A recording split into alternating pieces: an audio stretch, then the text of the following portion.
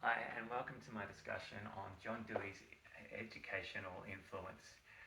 John Dewey was born in the 1850s in a small town in the US, and it was called Burlington.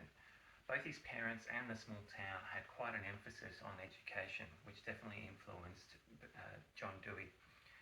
He also had an interest in philosophy and psychology of the time. Now, psychology was mainly thought of as the mechanical processes behind thought, whereas Dewey wanted to focus on how we thought and why we thought.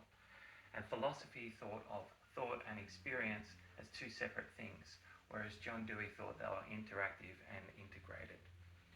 This helped him shape his main contribution to education, which was the move from traditional to progressive styles of education.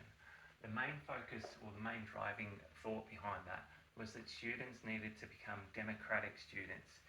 And this was thought of in the sense of students having an amicable cooperation or respectful and active contribution and participation in class. He did this through four main ways that are now being practiced in education. The first was students learn by doing, and he had a model of experiential learning, which focused on students experiencing something first, then reflecting upon that experience, then thinking about theories and hypotheses about those experiences, then acting on those hypotheses through experimentation. He also had a focus on discussions and debates, and students were to be engaged in social reform.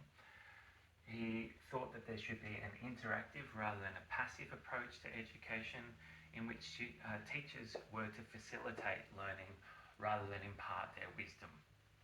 And finally, John Dewey was a big influence around schools having an interdisciplinary approach rather than just being focused solely on each subject matter as you went through school.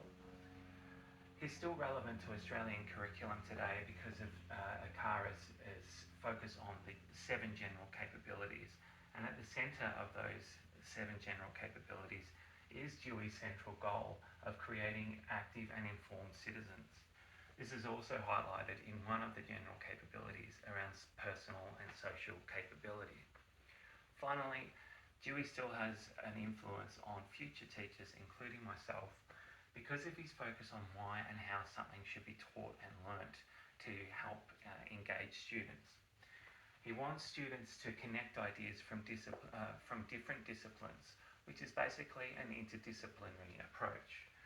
And finally, he wants the general capabilities by ACARA to be built upon through this interdisciplinary approach, also known as a whole school approach, which, although theoretically is quite accepted and understood, is still struggling to be practically instilled within all schools.